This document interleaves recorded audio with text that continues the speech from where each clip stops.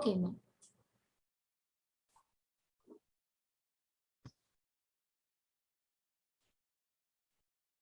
We can start now, Madhangi.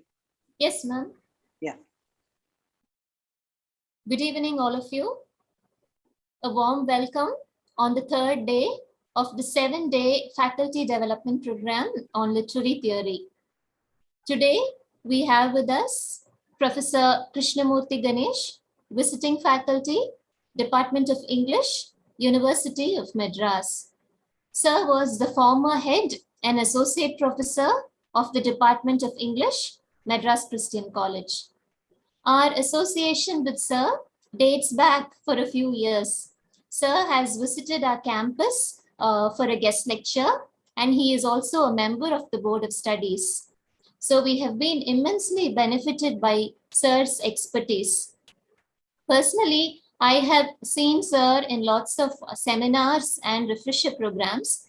In one such programs, I still remember how Sir was introduced by a colleague of his. He called Sir the most handsome professor, obviously true. And he went on to say that they call him not Ganesan, but Shivaji Ganeshan, because Sir's comportment, deportment, and demeanor resembles so much of the yesteryear Chevalier actor. But what I wanted to record is how excited and happy Sir's colleagues and scholars are around him. That is to command such a kind of devotion and love from the people around you. I think it speaks volumes about Sir as a person and a teacher. And personally, when Sir visited our campus a few years ago, I was then pursuing my PhD. My thesis was partially based on New Historicism, and I got a chance to interact with Sir for a few minutes only when he clarified on so many concepts like subversion, containment, social energy. In fact, I received so much clarity that I was immediately able to formulate my hypothesis. Sir may not even remember this incident, but then I haven't thanked him for it. So today I take the opportunity to thank him for that, as well as accepting our invitation. Thank you, sir, ever so much. And sir has decided to speak on New Historicism today. So this New Historicism is actually a super influential school. Why? Because it has totally transformed the way in which literary criticism was done. It has given so much legit to literary critics. Why? Because they are able to talk about class, power, and politics now. And it has also encouraged the interdisciplinary nature of literature, the interdisciplinary study of literature. Not just that, see, it helps us to understand the intellectual history. That is, you get to know the intellectual history through literature, and through literature, you come to understand the cultural context. So I'm very eager, along with all of you, to listen to Sir on New Historicism. So without much ado, I now welcome Mrs. Subhapriya, Associate Professor from the Department of English, to deliver a formal welcome address and to introduce the chief guest of the day. Thank you and good luck, all of you.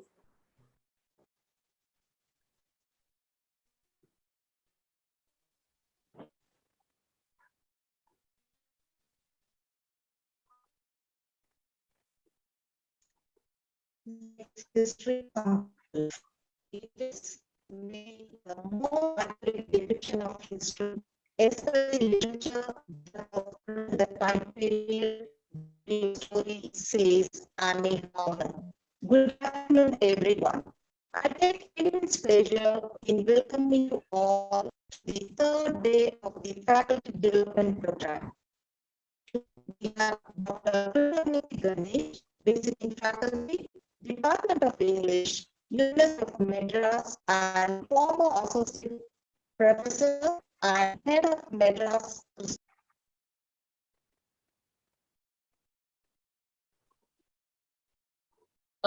We are sorry about that. Ma'am has just texted me that her internet connectivity is not very steady today. So I take the honor once again of introducing Sir to all of you. Sir, Professor Ganesh, Krishnamurthy Ganesh, he is a connoisseur of music, art, and literature. He has nearly 4 decades of teaching experience. His field of specialization is metadrama in both Oriental and Occidental traditions. He has guided many MPhil and PhD scholars. He is an inspiring professor with a wide spectrum of interests and fascinations in critical theory, film studies, theater of the world, literature, ecology and development, English studies in India and India studies, Shakespeare in diverse contexts, travel writing and post-colonialism, gender studies and spirituality.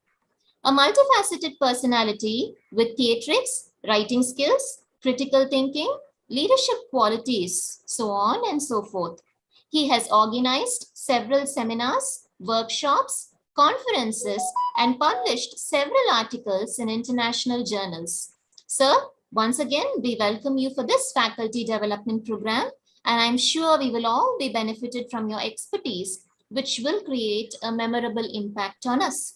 I welcome Dr. R. Padmavati, Dean, Academic Support and Alumni Relations, our meteor of the department, and Dr. Sushil Mary Matthews, our head of the department, who is a live wire in all our activities and in organizing this faculty development program. So once again, I welcome all the participants, the staff of PHDR Krishnamal College for Women, and staff from other institutions and disciplines who are here on this digital platform to enrich your knowledge in literary theories. So may this be a very fruitful endeavor. Sir, over to you now. Thank you, Dr. Matangi, and thank you, the head of the Department of English, all the organizers for inviting me for this 7-day FDB program on literary theory. I'm truly happy to be a part of the 7-day program. And as I told Dr. Matangi yesterday, I'm also very, very happy to note that most of the speakers in the 7-day program are my very close friends. So I am doubly happy to be a part of that group of luminaries. And I'm also happy to speak about this phenomenon, or almost a kind of reading strategy called New Historicism. I think Dr. Matangi gave a terrific introduction to what New Historicism is. Now, I have titled the talk as New Historicism and the New Textualism. So I'm going to talk about this idea of textualism. As again, Dr. Matangi said, that we are going to look at the intellectual history that embeds great works of art. And we'll need to ask questions like universality of literature, or that dreadful comment, let's say, from the point of view of literary theory by Harold Bloom, that these people who belong to different schools of literary theory were collectively called the school of resentment. I'll come to that a bit later. So I'm going to talk about New Historicism as not as a full-fledged program. That's what even Stephen Greenblatt says. He says it is an evolving strategy, and it is obviously most interdisciplinary. When we see the influences on these people, the New Historicists, we understand how eclectic these people have been. Now, I begin with an opening statement made by Jerry Eagleton with regard to what is literature. I just talk about the important point that he makes, that literature does not exist in the way insects exist, and the value judgments by which it is constituted are historically variable. I think that's a good starting point for our discussion of new historicism. Historically variable. Now it is this variable quality of history and variable quality of value judgments, variable quality of aesthetics that ultimately provide us with a launching pad to understand what new historicism is all about. And he also uses that important expression, social ideologies. So throughout our discussion today, we will refer to this word ideology. Ideology is a set of intellectual preoccupations, but they don't remain intellectual preoccupations, primarily because they transform themselves into actions. Right? Edward Said made that lovely distinction between discourse and event. Every discourse has its corresponding event, or every ideology has its own spatio-temporal activities. So in that context, let's say we begin with this idea that literature has a constant underpinning of social ideologies. Now, normally we say that, say in the traditional paradigm, that an author goes out of herself or himself and is in a state of ecstasy, state of bliss, and has a grand vision, which may have socio-political, cultural resonances, but it is that vision that gets concretized through the medium of language. And you cannot implicate the writer in that vision, primarily because he or she had gone out of himself or out of herself. Very interestingly, it is Longinus in the Western tradition who speaks about the fact that we need to go out of ourselves, let's say, to experience the sublime. So in that particular context, it is obviously not simply an expression of private taste or private vision. They obviously point to the assumptions by certain social groups, which say all new historians speak about, and they exercise and maintain power over others. So in other words, let's say he has already implicated literature as one of the cultural means by which you can sustain power, right? Almost alluding to the notion of hegemony in the context of Gramsci. Right? Now we will speak about the reason for the existence of new historicism in the next slide, and also talk about the important, say, timeline with which it is associated. Yeah, next slide, please. Now we know that it is, why did he call it new? Right? Why did Stephen Greenblatt call it new? Because there had obviously been something called old historicism that is associated with Shakespearean critics like Dover Wilson and E.F.W. Tillier, who wrote a very important book called Elizabethan World Order, in which he very clearly articulated that the dynamic spirit of Renaissance lies in the belief that there is what is called an ordered chain of being, meaning that hierarchically structured cosmic order is to be replicated in the context of human order.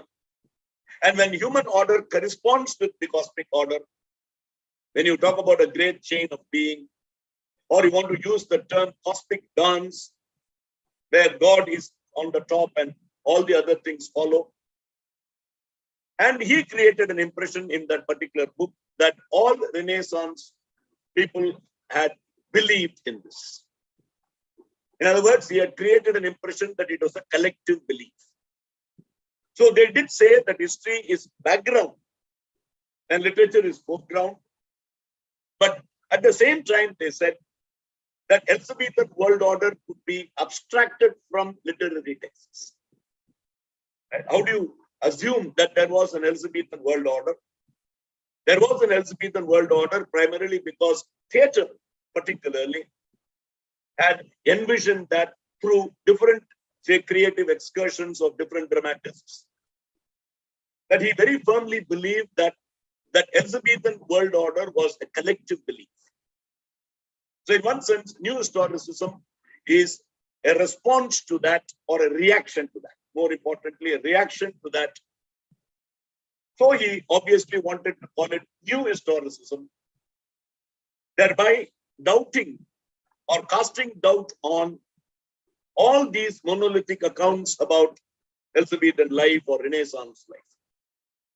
The second one, we know that it is against literary formalism of the 1930s called New Criticism. And New Criticism very clearly believed that a literary text was autotelic, autonomous, right? Biography of the author, the social circumstances, the political circumstances, the cultural milieu to which the author belonged, all these are important, but they are a different study altogether. A different study altogether. They almost thought that if you went to those domains of knowledge and applied them to literature, then you were contaminating literature. Then you are contaminating literature. And their ultimate purpose was to find structural unity in a work of art. And if a work of art has structural unity, then it qualifies to be called a great work of art. Then what about the author, the author's intention? What about the impact that a work of art creates on us? They called it intentional fallacy and affective fallacy. So obviously, you see that this is a reaction against new criticism also. Right? You can always say it's a favorite punching bag of all the new historicists. It is their takeoff point, actually. To define themselves, they would initially say, almost make a statement of this kind. It says, we are what new critics are not. Right? We are what new critics are not. Second one is obviously the preoccupation with history. And don't go, say, we don't need to go to the previous century. We'll have to go back to Aristotle, who in his Poetics made the distinction between history and poetry. History and drama, history and tragedy. Philip Sidney, in his Apology for Poetry, will make a distinction between poetry, history, poetry, and philosophy. So this has always been there, this binary, as it were. Right? This binary between history and poetry, or binary of history and poetry, the distinction between history and poetry obviously had to be addressed by these people. And when they were students, when they say, Stephen Greenblatt says, when I was a freshman in college, I understood that there was an ethical failure to leave out political concerns, ethical concerns, that we need to focus on that particular thing.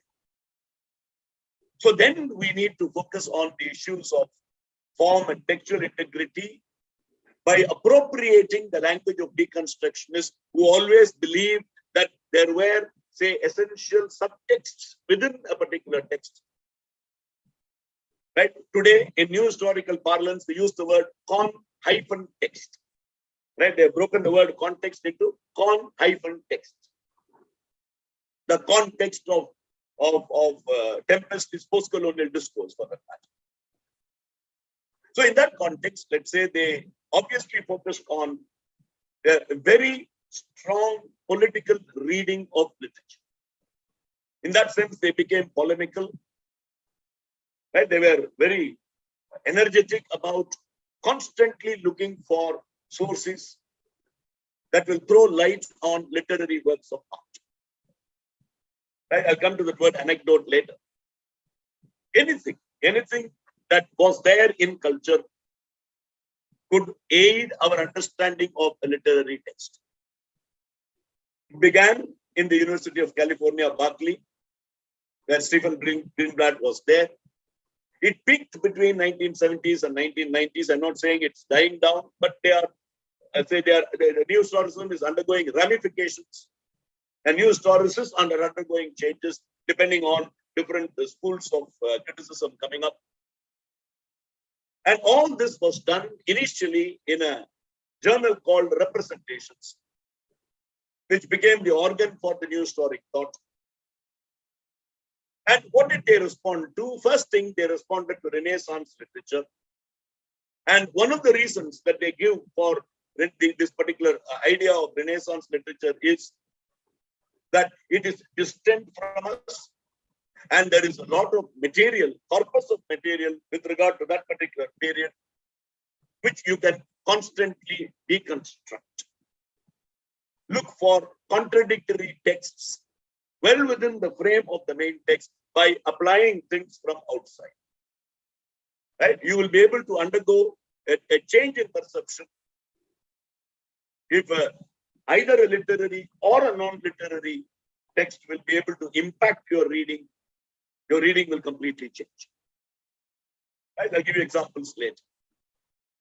So they were obviously focusing on, say, Elizabethan literature, the literature of the Renaissance. And I would just focus on what Stephen Greenblatt in his essay, The Improvisation of Power, speaks about Marlowe, Spencer, and Shakespeare. Very interesting essay, in which he says Spencer always wrote for the aristocracy, and he always wrote for the upper middle class people. And his main job was to sustain the trappings of feudalism. And obviously, he will be a favorite of the queen or the favorite of the people who are in power. Right? Though he did have problems. But this is the only way in which you can be a part of the establishment.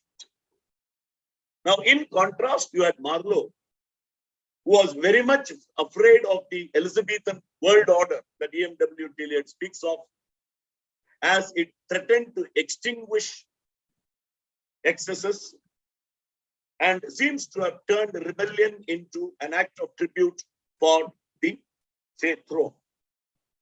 And so we understand that, in one sense, Marlowe was a new historicist as we understand the term today. Now, what you see in Marlowe, says Stephen Greenblatt, is that he is at odds with the establishment, he is at odds with the dominant ideology, and he questions the reflection of royalty in art. Right? And Greenblatt says, if theatre normally reflects and flatters the royal sense of itself as national performance, Marlowe struggles to expose the underlying notion of any performance of art. So you see that deconstructive streak in Marlowe, though he died young, right? It would have been an interesting fact of literary history to see Marlowe living for a longer period of time and constantly puncturing the illusions of power and constantly questioning the operations of power during his time. Right? Now, Shakespeare, on the contrary, he approached culture not as a radical person, a rebel or a blasphemer, but as a dutiful servant. Right? We'll speak about Richard II later. As a dutiful servant, but continually improvising upon what he drew on from culture. Right? He improvised. There was this happiness in him to improvise upon a culture. On his own part, he improvised culture. What is improvising? It's not making things better. Right? Improvising is concealing rather than exposing. If Marlowe exposed the operation of power, the dominance of ideology, Shakespeare, in contrast, concealed the same thing for us, let's say, later on to deconstruct and find out. He was a dutiful servant, no doubt about it, right? Belonging to the Lord Chamberlain's men, right? Having very close associations with James I more than he did with Queen Elizabeth.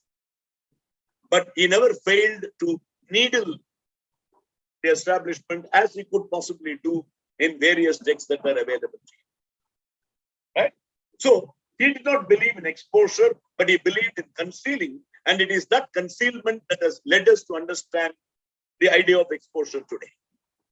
we get to know more about Elizabethan life through the sonnets of Shakespeare, through the plays of Shakespeare at this particular point. And then these people focused on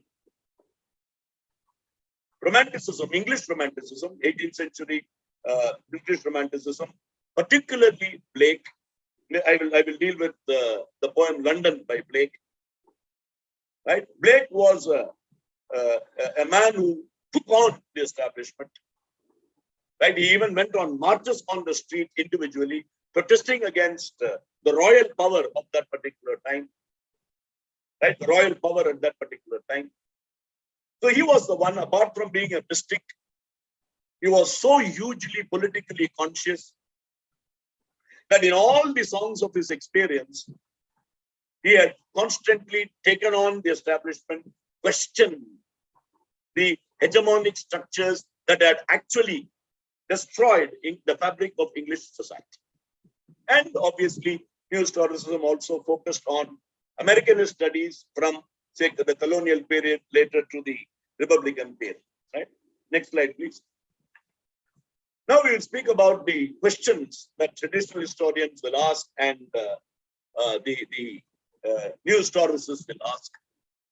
Right? I'm not going to analyze each of them. It's there on the screen.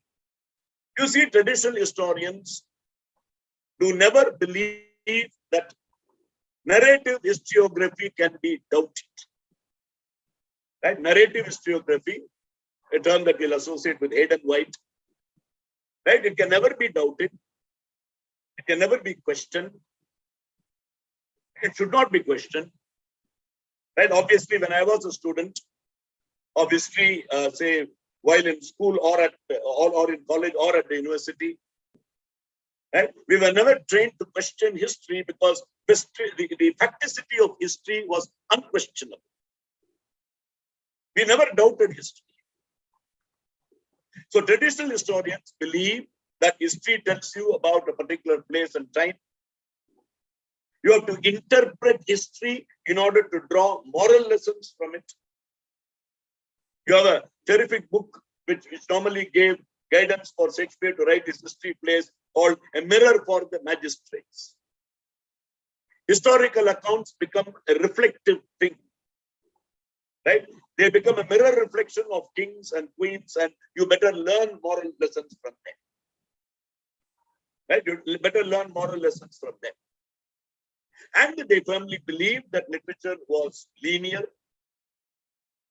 right? That there was a causal relationship between one event and the other, and more importantly, it was possible for historians to objectively know history. Like we said, a poet can go out of herself or himself to, say, experience a vision and articulate that vision through the medium of language. Historians, let's say, had the capacity to suspend their ego or suspend the, say, impulses and the proclivities of their ego, individual ego, and then write about history without any involvement. Right? To adapt Shakespeare, adapt Eliot, every historian was supposed to be an impersonal writer. New historians will obviously question that. They firmly believe that every interpretation of history foregrounds an ideology which is at play. Right? They responded to Nietzsche, who made that famous statement, there are no facts, only interpretations. So they were concerned about the ideological forces, and they firmly believed that there can be no objective analysis of history. You can get in the basic facts of history, time. Obviously, you can't say 1789 French Revolution took place. No, we need to doubt that year. No, we are not talking about that. We are talking about accounts of history. Right? Imagine, let's say, if we have accounts of French Revolution and after, and somebody glorifies Napoleon, then we need to doubt that particular history. There's a beautiful YouTube speech. Please, listen to that by G.B. Shaw on Napoleon, when he actually proposes a toast for Albert Einstein. He says, if I were to propose a toast for Napoleon, I would like to make that statement, though I will not be able to make it, which is, I would tell Napoleon this world would have been a better place if Napoleon hadn't been born at all. Right? But then we talk about all the accounts of history where Napoleon is glorified. So these papers believe that objective analysis is out of the question. And history ultimately gets fitted within the competing ideologies and conflicting socio-political and cultural agendas. But what is most important is what gets prominence, what gets visibility is mainstream history. It is mainstream history, which we will call grand narrative. I'll come to that term next slide. Right? Grand narratives of history. Right? So Lois Tennyson makes the statement that, say, traditional history, it's just a summary of all that I have said in this particular slide. So they are obviously articulations of conflictual processes, right? Conflictual processes, right? Then we go to the next slide, where we speak about new historicism as the new textualism, which is the term used by, say, the new historicists themselves. That's why I put it in the title in quotations. And next slide, please. A new textualism came into existence when new historicism took on, right? Particularly Renaissance literature, right? Particularly Renaissance literature.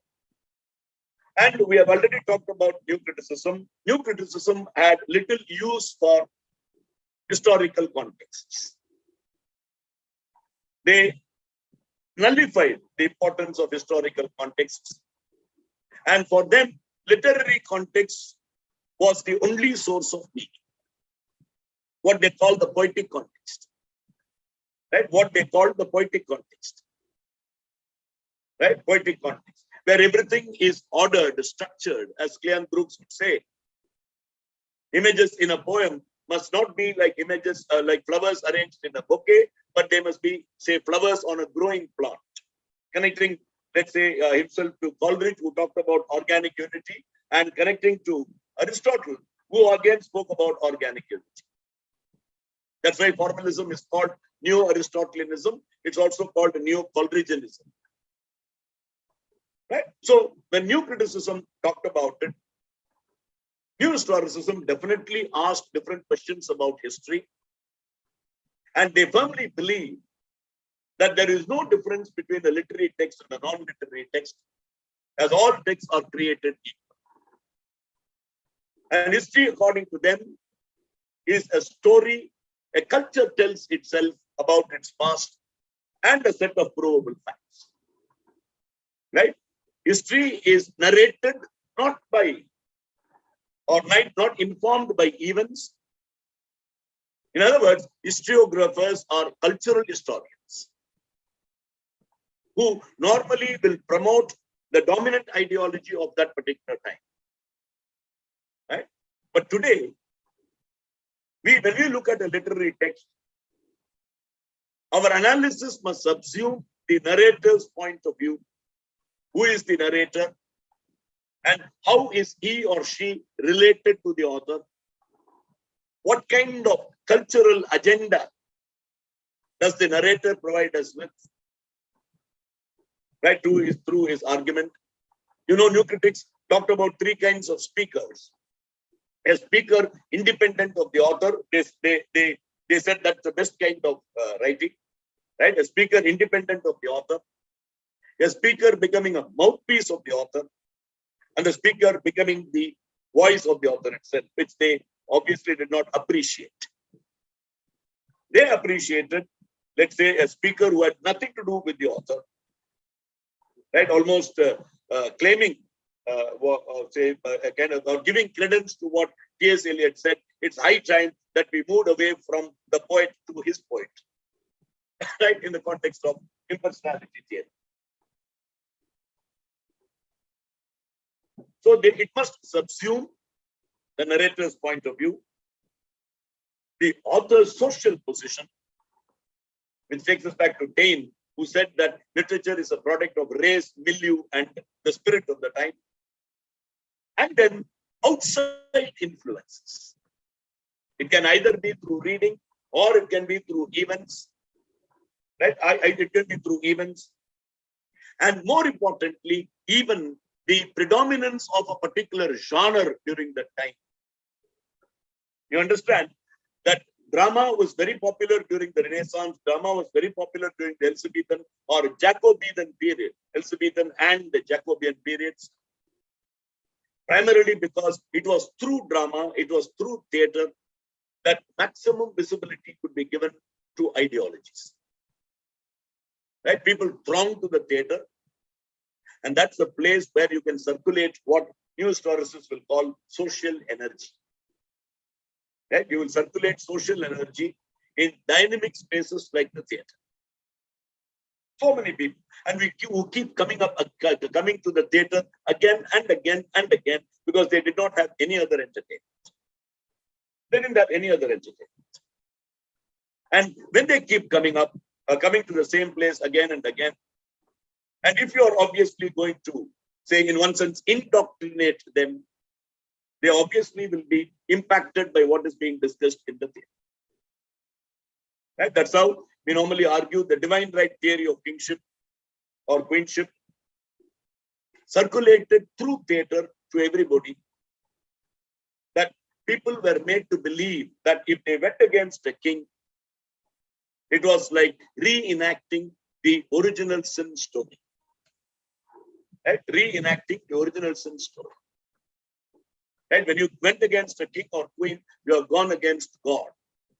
Right? It's like what Milton would say, of man's first disobedience and the fruit thereof. Right? So that belief was given. And then it becomes a textual practice initially. But now it has become a set of reading strategies. It's not unified.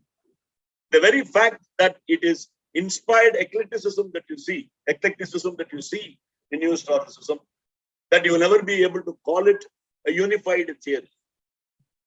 It's not a unified theory. Even among New Historicists, you will have a lot of, say, difference of opinion. But that is primarily because they are responding to various disciplines outside of them. And New Historicism very clearly said that literature, ideology, discourse, concatenation was definitely there. That there was an interrelationships of these things. Now we go to the next slide where we speak about influences. Foucault is extremely important, right? In his essay called Panopticon, which is taken from his book Discipline and Punish, he very clearly says that we need to incriminate writing and spectating as vital instruments of surveillance and control, because we are more interested in literature. Right? He makes a statement: writing and spectating as vital instruments of surveillance and control. That's why he said the gaze is alert everywhere. Visibility becomes a trap. That's where that idea of panopticon comes. Right? Orwell had talked about the fact that Big Brother is constantly watching you. Right? Big Brother is constantly watching you. So in that context, when he talked about the power knowledge nexus, he very clearly said that when these things become instruments of surveillance and control, critics must begin to doubt novels and theatrical exercises.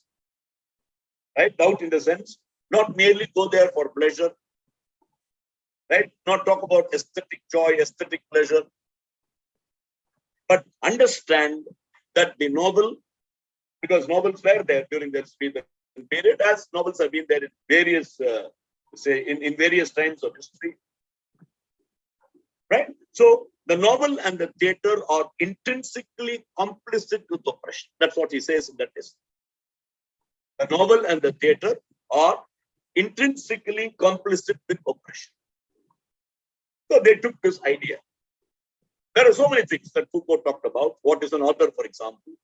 I'm not going into that. I'm just taking the most important things that you need to say we need to focus on in the context of New Historicism. Next one is Clifford Geertz, right, where he spoke about in the interpretation of culture. He made a very important statement There is no such thing as human nature independent of culture. Right? You remember, we normally used to discuss this distinction between nature and nurture. Nature versus nurture. Right? Nature versus nurture. And very interestingly, there is a reading of the title of Othello. Othello, the Moor of Venice. So Othello, the name Othello is nature, and of Venice is nurturing process. Right? That brutish, boorish black man, when he comes to Venice, he redeems himself. He undergoes a transformation. Othello, the Moor of Venice. They could have just said Othello the Moor in title. Shakespeare said the Moor of Venice, which is merely a geographical setting, but it obviously has an ideological implication. Right? So he made that particular statement. And it was Goethe who linked literature to a wider semiotic system. Right? A lot of things that can possibly equip us to study the whole of human culture as a text. That's exactly what the new historicists are doing. Right? The whole of human culture as a text. Right? Derrida said that the world itself is a text. Right? The world itself is a text. And Louis Montrose's famous statement, right? That literature is history. Right? Literature is history. So this is the contribution of Goethe and Foucault. And both of them, according to Kevin and Ryan, authorize preoccupation with self, fashioned and acting according to the generative rules and conflicts of a given culture. That's why he wrote a book called, say, Renaissance Self-Fashioning. Greenblatt's title, Self-Fashioning. Is there a self at all? Is there an objective self at all? Right? So this is the contribution of these two people. There is so much to talk about these influences, but we'll quickly say focus only on the major important things that we need to understand. Next one is Lyotard, who spoke about grand narratives or grand receipts, as it is called, which originally meant great telling, and petit narratives, little stories, which are micro-political alliances. And today, with Lyotard, we understand those micro-political alliances are more important than your macro-level grand narratives. Right? You know the description of postmodernism, it's an incredulity towards grand narratives. New historicism shares that belief, an incredulity towards, say, grand narratives. So these micro-political alliances, which are coalitions of people in small groups, right? He calls them the slippery fragments of marginalized nomadic voices. They are a microcosm, right? Their voices are not heard, but they must be heard. Their stories are little stories, petit receipts, but petit receipts will take on the grand receipts, right? And should take on the grand receipts. Then we move on, let's say, to Louis Althusser, who gave us this ideological state apparatuses and repressive state apparatuses. Now, he argued that in his work, that ideology creates a structural distortion of perception. It creates a crisis of perception, right? It's a structural distortion of perception, right? And he says it's a subconscious warping of the human imagination that you become so conditioned by it that it is extremely difficult for you to extricate yourself from such conditioning, right? Such conditioning. And he made two statements in that essay. There is no practice except by and in ideology, and there is no ideology except by the subject and for the subjects. And almost, say, using the language of democracy, he speaks about various agencies of power, such as government, administration, army, police, educational institutions, right? Prison, obviously. So this ISA, RSA had a terrific impact on these people. The next one is carnivalesque, a very important idea. In European history, it had the value of a celebration, a central form of celebration, right? And a carnival is not a performance in the sense that you have spectators and the performers. The spectators and performers are one and the same, right? You don't differentiate the spectator from the performer. And very interestingly, during that particular moment, when all hierarchies collapse, right? You have a free use of the kind of people, of free use of their own, say, mental predilections and intellectual attitudes and so on. Right? Intellectual attitudes and so on. So in that particular context, right? In that particular context, the word carnival was described as the world standing on the head, or standing on the head, or we will call it a topsy-turvy world. A world upside down, right? Where there is a free and familiar interactions of people, where there is eccentric behavior without condemning, right? Where there is misalliances, where hierarchies are broken down, old and new, or say that all the binaries are broken down. That's why we call it misalliances. And you are allowed to be sacrilegious. But it's all within a particular time frame. Right? It's all within a particular time frame. And I'll be talking about a character called Falstaff. Right? A character called Falstaff, who is a terrific figure of the carnivalesque. So Harold Bloom described him as the greatest comic genius. Right? The greatest comic genius. And one of the, say, Indian theatre inclined critics said that Falstaff is the closest to the Indian Vidushaka. New historicists will look at Falstaff as a figure of the carnivalesque. Right? The carnivalesque figure that you see there. So what does the carnival or the carnivalesque do in literature? It subverts power and liberates the assumptions of the dominant group. Right? That's the purpose of the carnival. That's the purpose of the carnivalesque. Right? It subverts and liberates the assumptions of the dominant group or the intellectual, cultural climate or atmosphere. But they do it through humor and a deliberate chaos. Right? Carnival is a deliberate chaos. Carnival is a deliberate chaos. So in that context, let's say carnival becomes extremely important. Right? All inhibitions gone, all rules gone. That's why it's the topsy-turvy world. Right? Topsy-turvy world. And it can be of various kinds. Like ideological state apparatus can be religious ISA, family ISA, legal ISA, administrative ISA, institutional ISA, communicative, say ISA, cultural ISA like literature, arts. Right? Communicative ISA will be the media. That we are, our consciousness is bombarded with so much of false constructs that we really do not know what is real. That's where we go to the term simulation, simulacra, and so on, hyper reality and things like that. Right?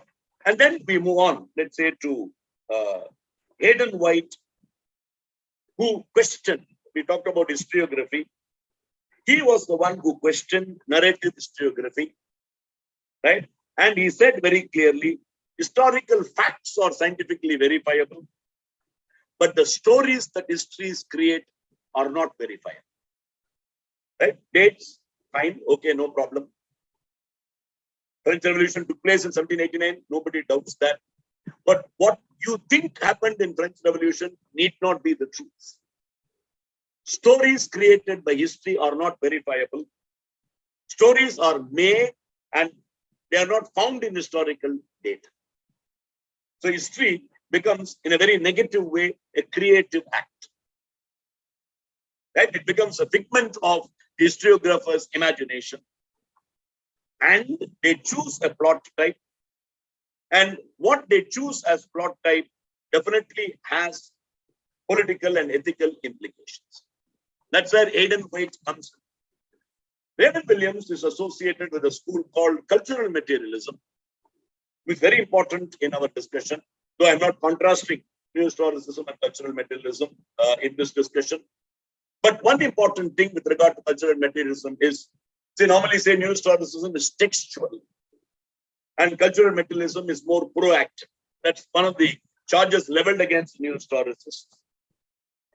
Raymond Williams made a significant statement that most writing is a form of contribution to the dominant culture, the effective operation of the dominant culture.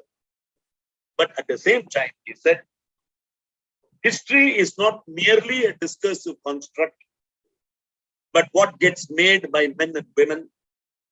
And then he gave us a great idea that either literature is treated as an ideological practice, which means it's a part of the cultural formation, or more importantly, that's where cultural materialism and new historicism come together. It becomes a privileged means of exposing ideology to critique. Literature becomes a terrific means by which you critique ideology. Raymond Williams believes in bringing about changes, right? Definitely believes in bringing about changes in society. That's why he said men and women create history. So they can deconstruct it, they can question it. But these are the influences that we speak about. Next slide, please. Now, Wieser in his model of new historicism spoke about these 5 assumptions of new historicism. Right? One is embeddedness. I'll go one by one. What is embedded is state power and cultural forces of which literature is a part. Right? Literature is a part. Jonathan Dollimore and Alan Sinfield wrote a terrific book called Political Shakespeare. Right? When you read that for the first time, all your grand aesthetic notions of Shakespeare disappeared. Right? We almost thought it was sacrilegious to study Shakespeare politically. But they very clearly said that state power and cultural forms merge visibly. Particularly in the context of Shakespeare, which I will take up quickly. In other words, there is what is called an inseparability of culture and power. And Jonathan Dollimore made a significant statement that every expressive act, like literature, poetry or drama or fiction, is embedded in a network of material practices. That's why it's cultural materialism.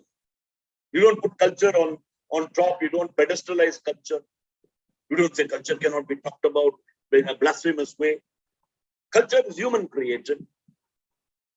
Right? It's not providential in nature. So in that particular sense, it is an outcome of the network of material practices, materialistic practices. And what mattered through literature was action and not signification pieces. Like divine right theory of kingship was circulated among the Elizabethan audiences in different theaters. That's why I'm using the word audiences. That nobody thought about rebellion at all. Or many people thought that rebellion against a monarch was a sacrilegious act. So it believed in action rather than signification. It believed in behavior rather than in merely circulating discourse. Then falling prey to their own critique. Sometimes it happens. A subversive act obviously will be a part of the dominant culture. Right? Every act of unmasking, that's what literature is expected to do. Right? It critiques the opposition. But what happens is the opposition can use that against these people or cause what is called a deliberate indifference to that situation. Now, this is connected to a particular masque that was written called The Triumph of Peace during Charles I's time, where they wanted to tell Charles I that he had lost touch with reality. Right? He has not touch with reality like Richard II. Right? One of the terrific interpretations of the poetry in Richard II says that he has lost touch with reality, so he speaks more poetry. Right? He speaks more poetry. Now, what interests us is when that mask called the Triumph of Peace was anti-Charles, telling him how useless he was, right? How useless he was, right? Was treated as an entertainment. That Charles I wanted a repeat performance of it, or repeat performances of. And you can imagine people who wanted to subvert their predicament, they wanted to subvert the power of Charles I. Now he was able to contain. I use the word subversion and containment. Dr. Matangi referred to those two terms, right? The act of containment is when royal power will be able to use your own critique as a tribute to itself, right? As a tribute to itself. Then obviously literature and non-literature, same difference, right? The title is very interesting. Same difference, it's an oxymoron. And they circulate inseparably. Visser says they circulate inseparably. History and literature are constantly juxtaposed. They are so inextricably intertwined that you can never separate one from the other, which goes against Aristotle, goes against, say, all the major critics who belong to the school called liberal humanism. Right? In other words, they firmly believed that, using their words, the words of Bloom and others, the world irresistibly contaminates the literary text. Now, today we understand contamination as a great way to read literature differently. Like when Ed said, center cannot hold, things fall apart in a very moaning way, in a very sad way. It's almost a dirge. Postmodernists and post-structuralists would say center should not hold, things must fall apart. That things must fall apart. So literature should be contaminated by this world.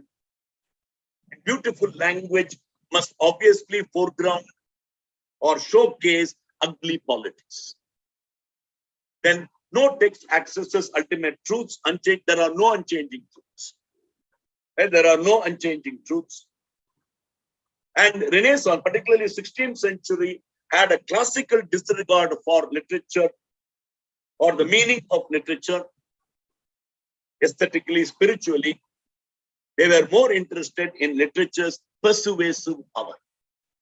New historicists say that aesthetic things are there. You go into raptures, reading a sonnet of Shakespeare, all that is fine. That the purpose of literature was to persuade. That literature as a mode of expression had this power of persuasiveness as its bedrock. And they take an instance of a woman called Mary Frith, right, who took on the establishment, right? And she talked about women in patriarchy, and paradoxically ruled by a cruel and very powerful queen called Elizabeth I, where she questioned the limits of freedom, constraint, desire, and repression, which is associated with patriarchy. And then the last one, literature of capitalism requires a different poetics. Literature of informed Marxism requires a different aesthetics. Right? New historicism believes that the human subject has been scooped out and appropriated. Right? Scooped out and appropriated. In other words, once the essence of the individual is taken away, you use or you become what Auden will call an unknown citizen, alienated individuals. Right? You become a victim of market forces. Right? Then we go to the next slide where we'll quickly go through this. Right? As resisted systematization, right? All that he has said. Let's say one point that we need to talk about is New historicism's major issue is to survive the withering critiques leveled at it from outside. Right? This is what Blatt has said in his book, Practicing New Historicism. Right? I'm not going to discuss this. We'll go to the next slide, please. Right? Now, zeitgeist, folk, both are used as the spirit of the times. We understand that there is an odd interlayering of cultural perspectives with regard to literature, mixing of people so that nothing is ever truly complete or unitary. Right? And the next one is important, refusal of universal aesthetic norms. That's where we go to Harold Bloom, who called these schools as school of resentment, a pejorative term, a negative term. And he related or described this school of criticism in the late 1970s, which were preoccupied with political and social activism at the expense of aesthetic values. At the expense of aesthetic values, they focused more on political and social activism. And Bloom worried, till the end of his life, he worried that this school of resentment will threaten the nature of canon or canonical literature. He wrote a terrific book called The Western Canon. And he even said that it may lead to the demise of the canon. And how do the new historicists respond? The new historicists say the Western canon must be expanded, right? Enlarged and expanded, so that we add more works by authors from minority groups. Right? The moment you say canonical, it is Shakespeare and others, Milton, Shakespeare and others. Now, the canon, according to new historicists, the Western canon must obviously include all these, say, minority writers, indigenous writers, right? In different cultural setups that you have. So there is a beautiful YouTube speech called "Can Art Be Universal?"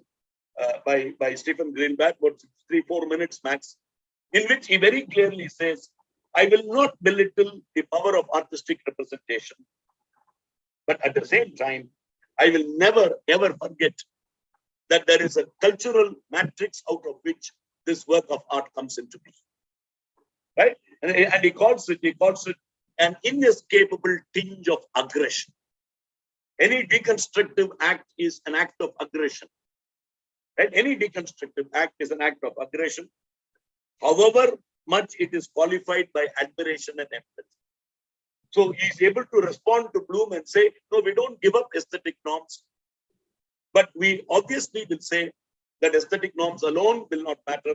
These political texts will come into play. The next 2 slides, I will quickly talk about the different names, what's in a name, the politics of naming. Right? In Shakespearean negotiations, there are many books. I'm just listing only a few of Stephen Greenblatt, S.G. Stephen Greenblatt. Right? He decided that he would call new historicism cultural poetics or poetics of culture. Right? He called it the poetics of culture, and he defined it as a study of the collective making of distinctive cultural practices. Right? You used the term new historicism in 1989. Then from 1990, in Learning to Curse, he called it cultural poetics. Right? He called it cultural poetics. And then later on, in Marvelous Possessions, he focused on the politics of travel narratives, the myth of the creative individual genius. Right? Genius is not the creation. He had 5 abjurations, as they are called. Right? The myth of the creative genius. And let's say he created these wonderful terms called counter history and anecdote. Now, critics will argue that from new historicism to cultural poetics, it's a taming off. A hugely political school. New historicism had a lot of political energy about itself. Cultural poetics or poetics of culture tames it, as it were. Or in other words, new historicism was more polemical. Cultural poetics is less polemical. Right? It's less aggressive. Right? It's less aggressive is the level charge against new historicism. Now we take the detractors' observations. Right? Next slide, please. He likens, Stryer says that new historicism is like new criticism. As new critics read literature, new historicism reads culture almost apolitically. Right? It's a devastating comment. Cultural materialism of Raymond Williams is more proactive. Right? This is a textual practice, almost remaining only in the academia. Right? Right? Almost say in the academia. Right? Almost in the academia. And William Wilson and Dutton says that cultural poetics is nothing but the formalist refinement of energy. Right? It's formalist refinement. Kiernan Enan says that cultural poetics marks the posthumous expansion of new criticism. So it's not a break with new criticism, it's an extension of it. Right? The new label is a retreat into more hermetic position. That literature obviously becomes, right, the same as new criticism, same critical practice under the rubric of the name of the ideological underpinnings of new criticism, new historicism. Right? So what is their conclusion? Like I told you, NH has become less polemical. Now we quickly go to the terms, right, of new historicism. Social energy, next slide, please. Social energy, he derived this name from the word energia, a rhetorical term, energia. What is social energy? It is the capacity of certain visual, oral, and verbal traces which will produce, shape, and organize collective physical and mental experiences. This is how he defines social energy. Right? Taking the rhetorical term called energia, he says, the capacity of certain verbal, oral, visual traces to produce, to shape, to organize collective physical and mental experiences. Right? And he says that social energy, there are three major concerns. First is the issue of exchange. Right? In other words, a playwright is able to enshrine his work with social energy, embed his work with social energy. But the job of social energy is to appropriate, we have already used the term, scoop out the subject and capture his essence or her essence. You purchase by paying the authors, and you achieve what is called a symbolic acquisition, which can either lead to a celebration of the dominant culture or denigration of it. Right? Or denigration of it. Second one is subversion and containment. Right? He used this term in Invisible Bullets, an essay that appears in Shakespearean Negotiations. Right? Subversion is the foundation of power. Right? Normally we'll say subversion is the binary of power, the opposite of power. Right? The opposite of power. Right? It is obviously a part of power. Allowing somebody to subvert is an operation of power. It's a very interesting read. It's a very interesting perception. Power and subversion are not opposed to each other, says Stephen Greenblatt. Power and subversion are not opposed to each other. Instead, they are inextricably related and they are interdependent. Right? Interdependent. So what did he do? Let's say, what did Shakespeare do with regard to social energy and subversion and containment? Right? He borrowed freely from culture. We have already talked about the word improvisation. And then he provoked interest, he created pleasure, but pain. He disrupted thinking processes, and he created a wide range of experiences. Right? Counter history is described as an assault on the grand receipts or grand narratives.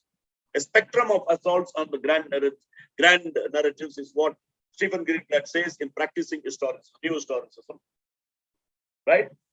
And when you say it is a terrific means by which you juxtapose, right, history and its counter history, which normally emanates from a literary text. And the word anecdote, right? An anecdote is a very important word. He says, we use anecdotes to chip away at the familiar artifices of culture, edifices of culture. and make those plastered over things come out. Normally, when you plaster it, then you repaint it again to say that there was no crack there. You expose those cracks. Anecdotes is a means by which you expose those cracks. Right? Anecdotes is a great means. For example, when William Lombard in 1601 interviewed Queen Elizabeth, he is an archivist who took, let's say, historical accounts of the great kings of the past. Right? When he showed the picture of Richard II or image of Richard II, she made that statement, "Know you not, I am Richard," because the Essex rebellion was supposed to take place in 1601. The Earl of Essex marched with 300 armed people in the streets of London. And very interestingly, Richard II, a play which talks about how a rightful king can be thrown out, right? Thrown out, right? A rightful king can be thrown out of power. And she thought that, and very interestingly, the Earl of Essex sponsored the play. He subsidized the play production. He helped Shakespeare. And don't forget, the Earl of Essex was the close friend of Earl of Southampton, his, Shakespeare's patron. That's Shakespeare's patron. Right? So in that context, that we speak about this archival continuum. Right? When you say archive, then we think it's a thing of the past. Right? Something that is a thing of the past. But we use the term archival continuum, where the past flows into the present and anticipates the future. And the third one is carceral culture, a term that's normally associated with Foucault, right? Prison culture, constantly panoptical surveillance, as the term is used. And then we talk about the poetic context. Today we talk about embedded political subtext within each literary text, right? Within each literary text. So what does an anecdote do? I told you anecdote disrupts historical narratives. Anecdotes contribute to counter history. It creates a wedge into the familiar. Or in other words, he says, I'm just reading a line from that book by Stephen Greenblatt and Catherine Gallagher, a vehement and cryptic particularity that would make one power even stumble in the threshold of history. Suddenly you are stunned by an anecdote which makes you read the play. Now, so far we have been reading Richard II as a tragedy or Richard II as a history play. But now when you listen to this anecdote of William Lombard interviewing Queen Elizabeth saying that I am implicated in that play. And most interestingly, she could have arrested Shakespeare. She could have put an end to that particular play. She just allowed it. She just remained quiet. And in 1601, let's say, or in one of the years, let's say she asked these Lord Chamberlain's men to perform that play for her again on a Tuesday. And next day, she beheaded the Earl of Essex.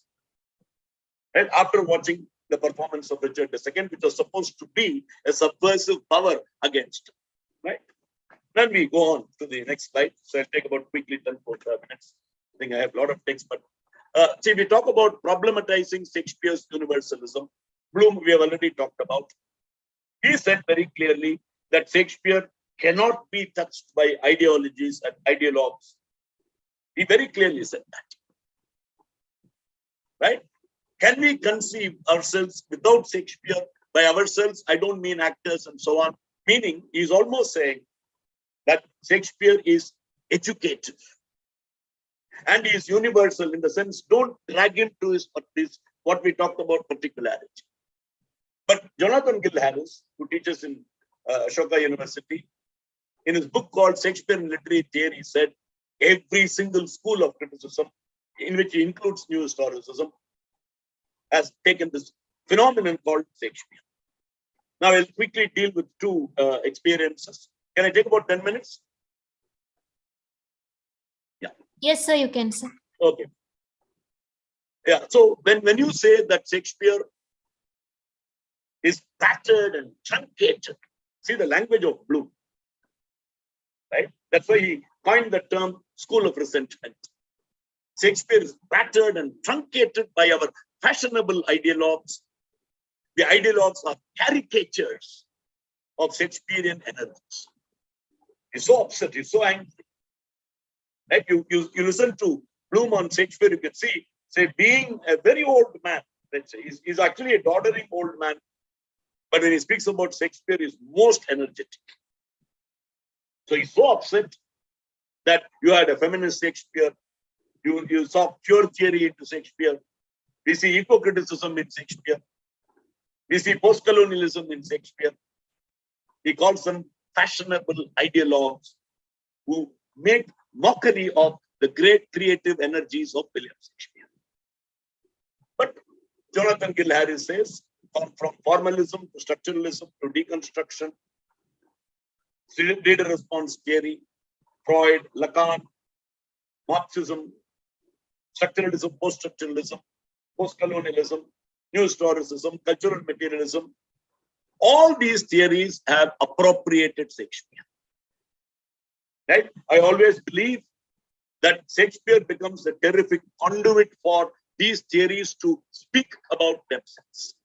They are not applying post-colonial theory. Post-colonial theories actually gain traction through Shakespeare's lines. You taught me language, and my profit on it is that I will know how to curse. Caliban's language. Right? Caliban's language. Or when Shylock says, if you prick, do we not bleed? If you tickle, do we not laugh? Right? These lines are so powerful that they lend credibility to race theory. They lend credibility to ethnic theories. So we agree that this is obviously true in this particular context.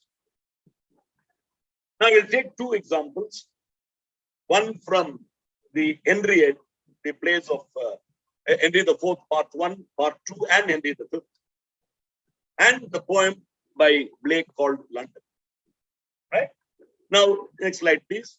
I have not had time to explain every line, but here in Henry IV, Part 1, when traditional critics have said that one of the dominant themes in Henry IV is honor. Right? Three people speak about honor in Henry IV, Part 1. One is Hotspur, who has a very romantic notion of honor. He says, I will pluck honor from the pale-faced moon. I will pull up honor from the deepest seas. And for Hal, honor is obviously proving himself, redeeming himself. Right? Redeeming himself in the eyes of royalty. Right? If you've read the play, there is a terrific soliloquy. Act 1, Scene 2. I know you all and will awhile uphold the yoke of idleness. Uphold the yoke of idleness. Where the rejection of Falstaff has already begun. Right? The subversion of Falstaff is going to be contained by Henry V when he's Prince Hal, actually. Now, I chose this passage because it goes against the spirit of Henry IV. This speech in Henry IV, Part 1, is the great subversive speech of Falstaff, who questions this word honor. What does honor do? What kind of power is that honor? Can a dead man experience honor? Honor is a mere word, he says. And what is more important is he calls it the catechism, using a religious term. Right? He uses the term catechism. And every word that he speaks about, honor is mere air. It's a trim reckoning. Right? Honor brings me on. Honor is violent, he says. When the whole play is about violence, war, civil butchery is the term that Shakespeare will use in the first speech of King Henry IV.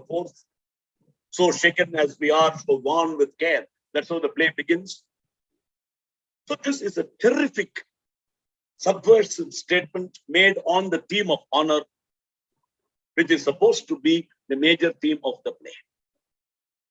Like an Indian Vidushaka in a classical Indian Sanskrit Nataka subverts the essential rasa of a play. If it's Shringara, you will make fun of Shringara. When it is Veera Rasa, you'll make fun of Veera Rasa. If it's Karuna Rasa, you will make fun of Karuna Rasa, like all our comedians do. Falstaff takes on this idea of the established notions of honor, whether it is either real or romantic, romantic in the context of Hotspur, real in the context of Prince Hal. Now, I am more interested in the rejection of Falstaff that takes place in Henry IV, part 2, when he actually has become Henry V. I know thee not, he says. He had spent so much of time with him in the tavern. The tavern world and court world are two terrific spaces in Henry IV. I know thee not. Fall to thy prayers. Old man, start telling your prayers. It's your time for you to die. And then, very interestingly, he calls Falstaff a nightmare. Right? So surfeit, swelled, so old, so profane. What kind of a person you are? I have related myself with you. Right? I would rather believe that it's a nightmare.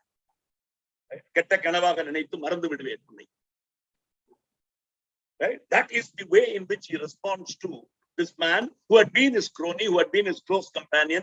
He had spent most of his time in the tavern with Falstaff, Nym, Bardolph, Mr. Squeakley. They all come back in Merry Wives of Windsor. Though he dies in Henry V. Right? So you see that there is the Falstaffian subversion. And Henry's containment and the tavern world and court world obviously become forces of power. Right? They become forces of power. Yeah. Next slide, please. Now, this is a beautiful poem by Herman Melville, right?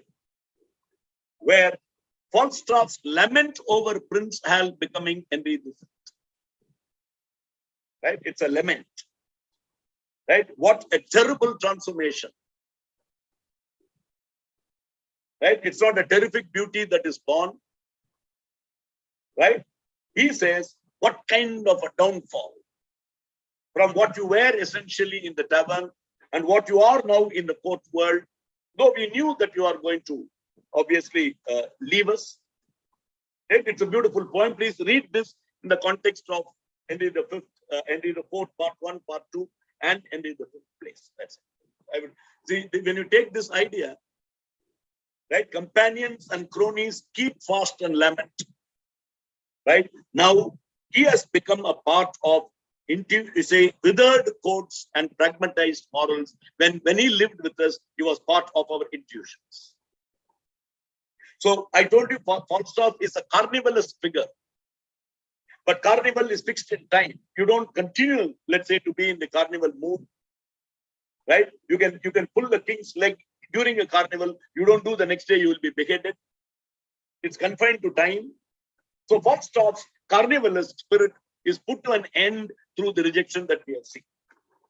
And the next poem will be Blake's London, where I will just talk about two things and wind up.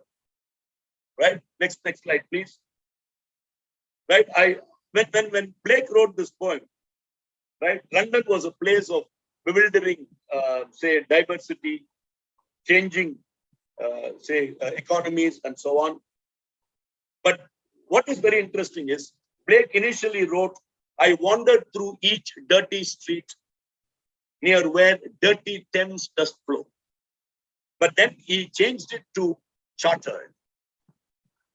Right? And charter, very interestingly, there was an author called Paine who wrote a book called Rights of Man in 1791.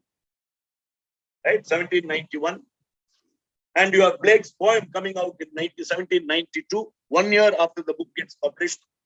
He problematized the word charter and said very clearly that charter doesn't mean giving rights to people, but taking away the rights from people. Right? Taking away the rights from people. Right? Only a few are privileged. And what Blake does very interestingly is to critique the mode of objective descriptions of London. You read the poem London by Blake, Wordsworth. It's such an ordinary poem when compared to this particular poem. right? The first part, which is, I just deliberately put it in this side because the first part looks like a polite, there's a description of London, polite in the sense, apolitical description of London, right? He uses the language of normal description, expected attitudes of detached interest, apparently detached interest. He gives a death blow to London, which is later on taken up by Eliot in Wasteland. He gives a death blow to London, where the anti-war slogans during his time is brought up, right? The prostitutes or sex workers, as we call them, had been excluded from society because they are corrupting that particular society, right? And all the terrible things that happen in that particular thing. So what he does is, he is actually responding to many poems on London. It's a meta poem because it is a self-reflexive poem, which actually comments on the genre of objective description of these people. And he almost ends this poem with an apocalyptic vision, right? He responds to polite descriptions of London. He responds to these detached observations of London. And a new historical reading will tell you, when you go to history of that particular time, how much of cultural history is packed into this particular poem. Right? Next slide, please. So the closing statement, as he says, just a summary of all that we have said. I would rather focus on John Branningham's comment. New historicists and cultural materialists are not the only critics responsible for the turn to history or return to history, but what they have done, very interestingly, there was a question, right? How do you apply new historicism to research? Right? What they have done is they have provided, and they continue to provide, provocative and challenging ways of reading literature. The contribution of new historicism, which still is there, you may believe believe in their tenets, go against their tenets, it doesn't matter. A new historical reading is definitely possible at all times. You may go against their manifesto, it doesn't matter at all. You expand their manifesto. You can expand their abjurations, let's say, if you want to. So in that context, let's say they become a terrific way to read literature in history and history in literature, which is exactly what new historicism is all about. Right? Next slide. Thank you very much. Thank you so much, sir. We will just take two questions, sir. Yeah, please. How do feminists look at new historicism? This is from Dr. Muthukumar, sir. How do feminists look at new historicism? See, that's why I said, see, new historicism, very interestingly, is so connected to queer theory now. So any alternative sexuality or any alternative mode of perception, which is a disruption of ordinary perception, then feminism is a great disruption of patriarchal perception. So it is possible. That's why I gave you the example of Mary Firth of Elizabethan times, who took on the establishment when the Queen was reigning supreme. See, new historical reading, any critical school can do that. That's why I said it's a reading practice, it's a strategy. It's not a unified school. It's not a unified school. Cultural materialism looks for proaction. This is like deconstruction. It is which began as a philosophy and became a reading strategy. New historicism can be a reading strategy, right? For example, when you read as you like it eco-critically, you can employ new historicism, right? You can employ new historicism by taking all the things that came at that time. Similarly, with regard to feminism, right? What is that culture? How patriarchal is that culture?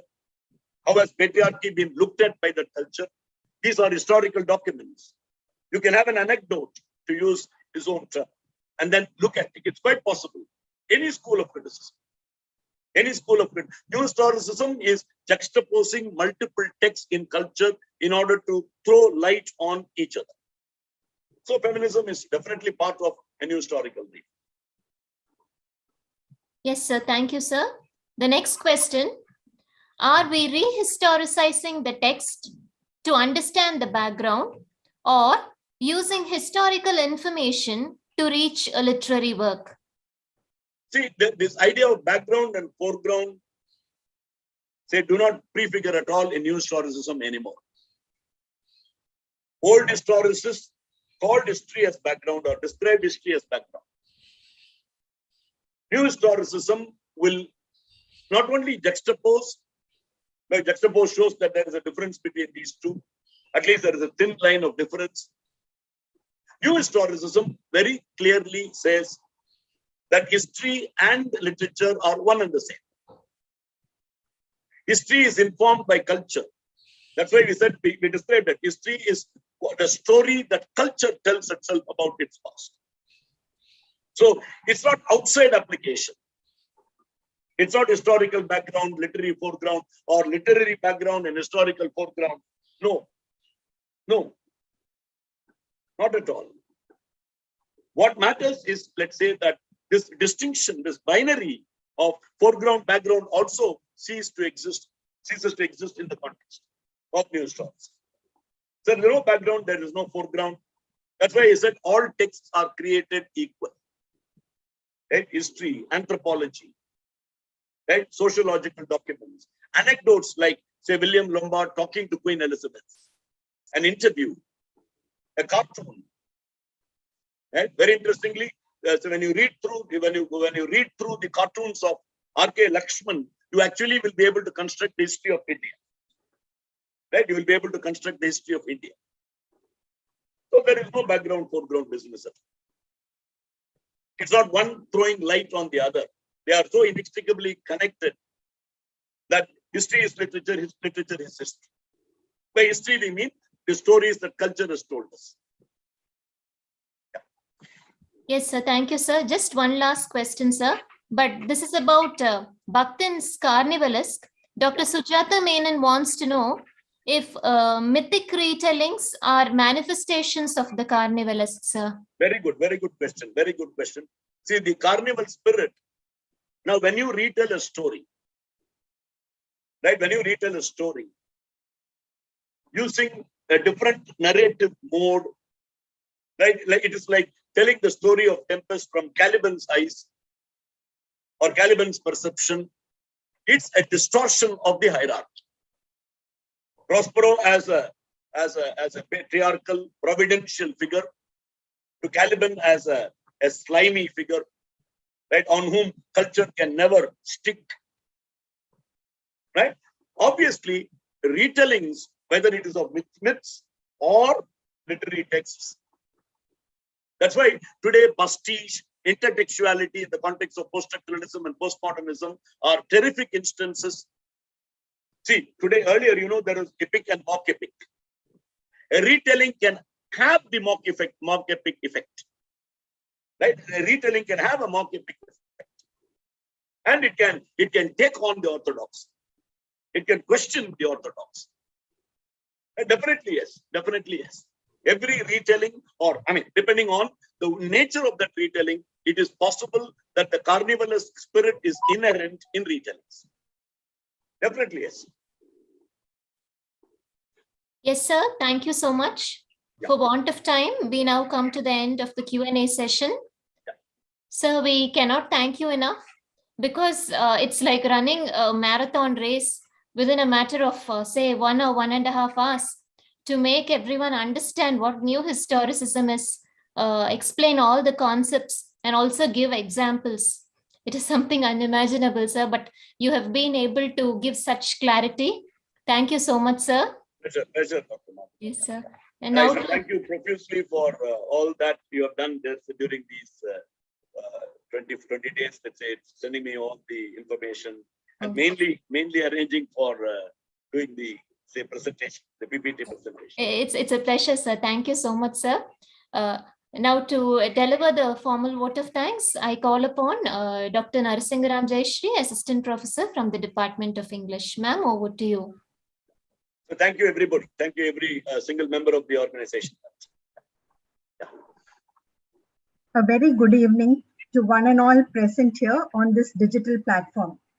It gives me immense pleasure to propose the vote of thanks for the session of the 7-day FDP on literary theory. I express my gratification to Dr. Krishnamurthy Ganesh, visiting faculty, Department of English, University of Madras, former Associate Professor and Head, Madras Christian College, Chennai, for his deliberations on New Historicism. An exponent in literary theory, he began his musings by pondering upon old historicism and how the term New Historicism was formulated and its impact down the different ages in literature. He took us on a tour across various discourses, ideas, and ideologies. A treasure trove of knowledge, his lecture has left us with a feeling of being satiated with knowledge. I thank you, sir, for your exemplary lecture. I thank Dr. R. Padmavati, Dean, Academic Support and Alumni Relations, for her constant nurturance. I wish to announce my thankfulness to Dr. Sushil Mary Matthews, Head Department of English, for her robust motivation, and I also thank all my colleagues for their vibrant support. A special word of appreciation to Dr. V. Madangi for efficaciously harmonizing the event. I extend my wholehearted thanks to all the participants whose scholastic spirit has invoked such a tremendous response. My thanks are due to Ms. Kavya, our tech whiz, for her commendable effort. Once again, I thank you all. Thank you very much for the Thank you. Yes, Thank sir. you, Dr. Thank you ever so much, sir. Until we Thank you meet very again. much. And yeah, Yes, take care sir. of yourself and God bless. Sure, sir. Take care, sir. Bye. Thank you. Thank you, Madangi. Thank you, sir. Thank Thank you. you, Ma. Thank you very much. And all the very best for the remaining sessions. Yeah. Thank you. Thank you, sir. Bye. Bye.